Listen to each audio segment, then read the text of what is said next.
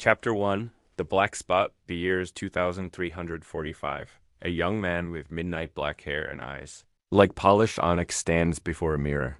His face is handsome but pale, his lips bloodless. He wears a tight black shirt that clings to his muscular frame.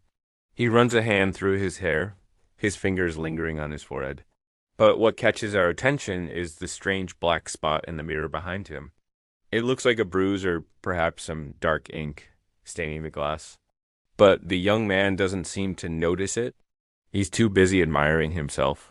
Who's the most handsome man in the universe, if I do say so myself? He purrs, striking a pose. He's alone in his apartment, or so he thinks. As he turns to leave, the black spot in the mirror follows him, morphing into the shape of a man. The figure is tall and slender, with sharp features and an air of menace. He watches the young man with cold, reptilian eyes. And when the young man turns back, he sees only his own reflection. The figure in the mirror is gone.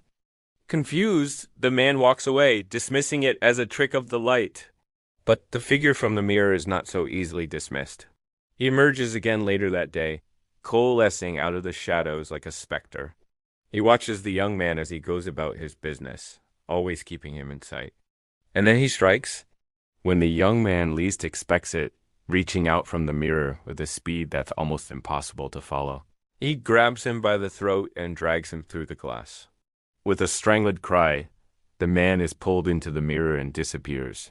The figure steps out of the shards, his eyes gleaming with triumph. He turns to the camera, his lips curling into a cruel smile. "Looks like I have a new plaything," he purrs, his voice like velvet and steel. "A foolish mortal who dared to call himself handsome. I am his doom."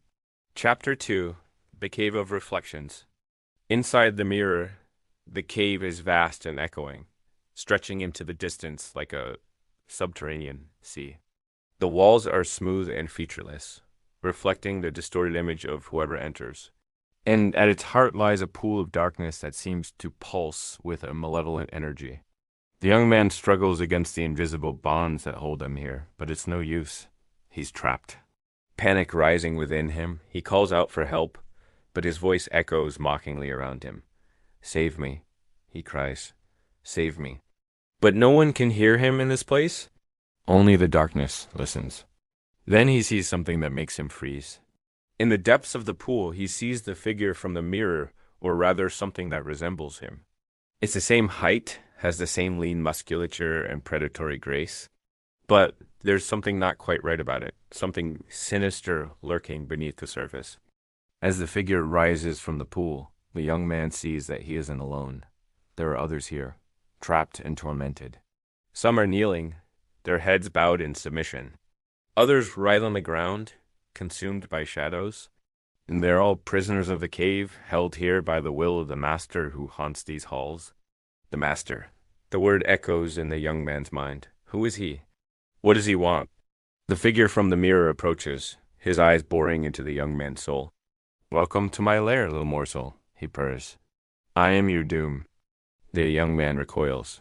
"Who are you?" He cries. "What do you want from me?" The figure laughs, a sound like shattering glass.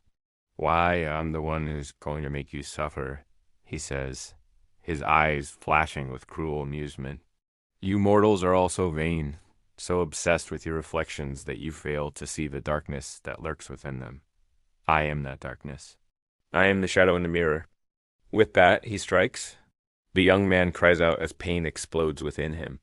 He collapses to his knees, his hands covering his face. The shadow in the mirror advances, his eyes gleaming with triumph. "Now you shall learn the true meaning of fear," he whispers, his voice a caress and a curse. Chapter 3 The Bargain. The young man finds himself in a dark and dank dungeon, the air thick with the stench of decay.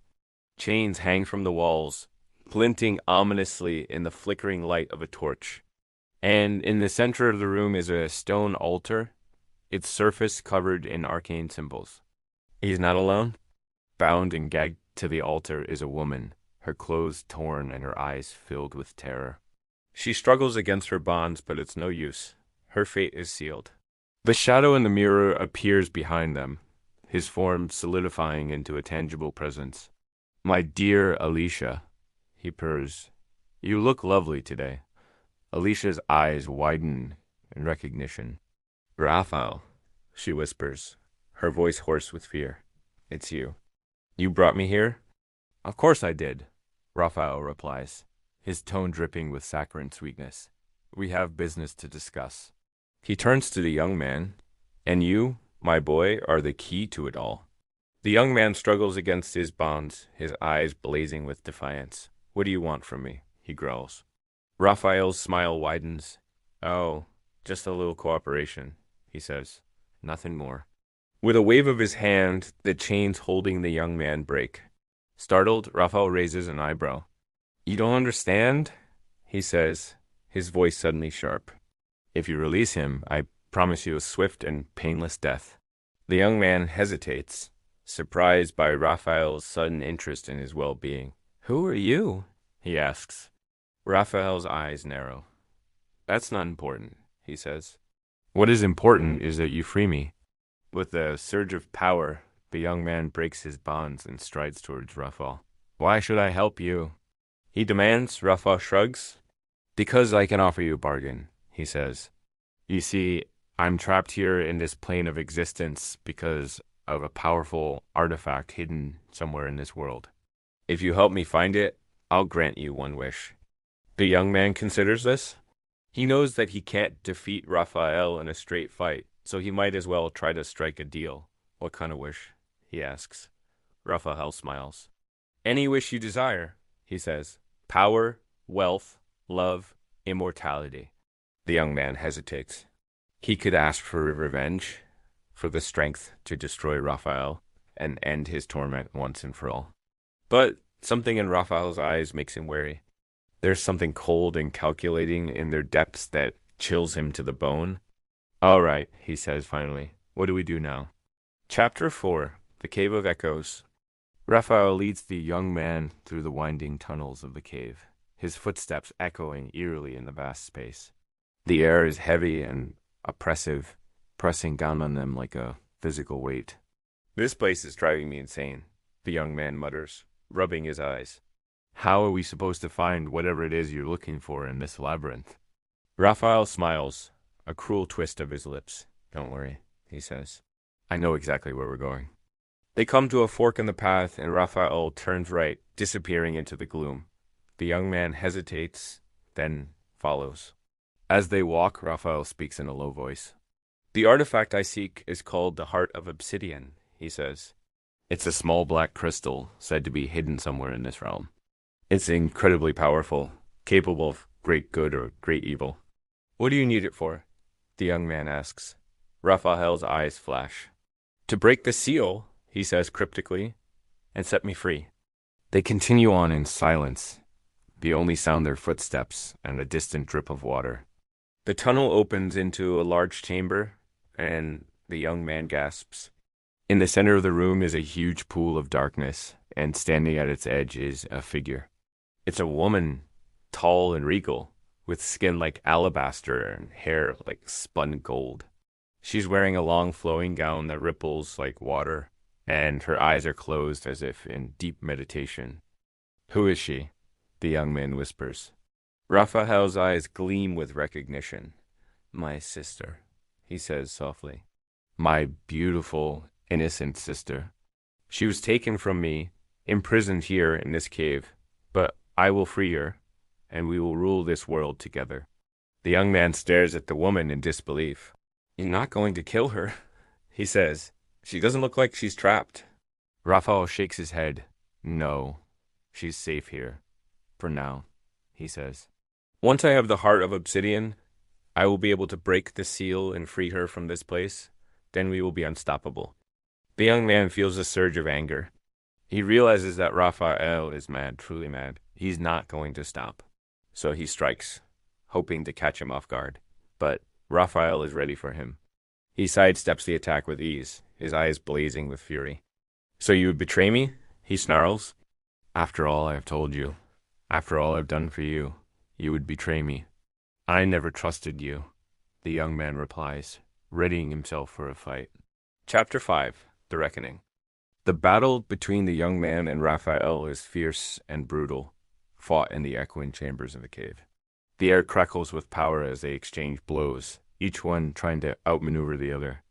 The young man is strong and agile, but Raphael is relentless, his attacks coming from impossible angles, his movements too fast and too fluid to be truly understood. The young man finds himself on the defensive, relying on his instincts to guide him, his muscles screaming in protest as he dodges and weaves. But even as he fights, the young man is troubled by a nagging thought. He doesn't know Raphael's true power, and he's beginning to suspect that he's in way over his head. Suddenly, Raphael strikes, catching the young man off guard. He's thrown back, crashing to the ground. Pain explodes in his shoulder, and he cries out, his vision blurring. And then he sees it, the heart of obsidian, the source of Raphael's power, lying at his feet. It's a small, unassuming crystal that seems to pulse with a dark energy. The young man reaches out, his fingers closing around it. At that moment, he understands. The heart of obsidian amplifies the user's powers, making them stronger, faster, more ruthless. But it also feeds on their darkest desires, their fears, and their regrets. Raphael lunges, his eyes blazing with fury, but it's too late.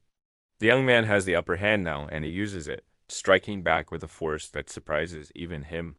Raphael staggers, his chest heaving, and then he collapses, his eyes wide with disbelief.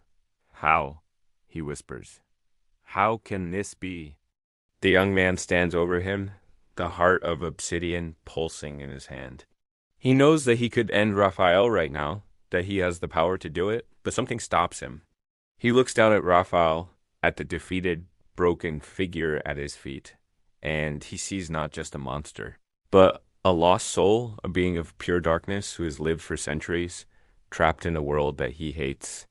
And the young man understands that the only way to truly defeat the shadow in the mirror is not with brute force, but with compassion. And so he does the unthinkable. He heals Raphael, restoring his strength and banishing the darkness that has consumed him for so long. And when Raphael awakes, he is free. Free of the curse that has bound him for centuries. Free to choose his own path in life. The two of them leave the cave together, stepping out into the sunlight. The world is bright and beautiful, and for the first time in a long time, Raphael sees it with new eyes. He looks at the young man who saved him, who showed him that even the darkest of places, there is always hope. Thank you, he whispers, his voice hoarse with emotion. You have freed me, and for that, I am eternally grateful.